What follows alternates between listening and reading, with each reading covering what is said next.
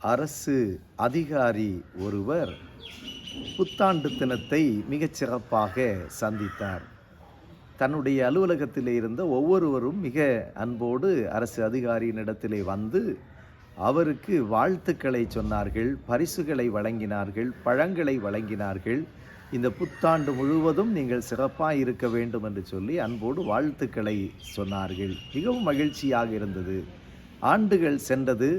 அவர் பணி ஓய்வு பெற்று இல்லத்திலே இருந்தார். அது பணி ஓய்வுக்கு பின் அவருடைய முதல் புத்தாண்டு.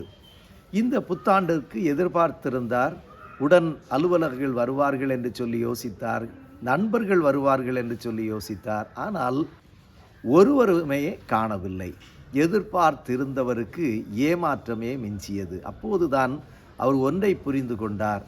இதுவரைக்கும் எனக்கு வாழ்த்துதல் சொன்னதும் பரிசுகள் தந்ததும் என்னை ஒவ்வொரு நாளும் பாராட்டினதும் எனக்காக அல்ல, நான் பெற்றிருந்த பணிக்காகவும் அதிகாரத்துவத்துக்காகவும் தான் என்னை பாராட்டி இருக்கிறார்கள் என்று சொல்லிவிட்டு தன்னுடைய கடமைகளை கவனிக்க சென்று விட்டார். பிரியமானவர்களே, வேதத்திலே ஒரு அழகான ஒரு நிகழ்வு ஒன்று உண்டு. கழுதையின் மீது அருள்நாதர் இயேசு கிறிஸ்து குருத்தோலை பவனியாக எருசலேமுக்குள் பிரவேசிக்கிற போது எல்லோரும் துணிகளையும் மரக்கிளைகளையும் வெட்டி தரையிலே போட்டு அந்த வரவேற்பை கொடுத்தார்கள். கழுதை நினைத்ததாம், இது எனக்கு கிடைக்கின்ற வரவேற்பு என்று சொல்லி. ஆனால் அவர்கள் வரவேற்பை கொடுத்தது ஆண்டவர் இயேசு கிறிஸ்துவுக்கு. ஆனால் நடந்து சென்றதோ கழுதை. இன்றைக்கும் நாம் ஒன்றை புரிந்து கொள்ளுவோம்.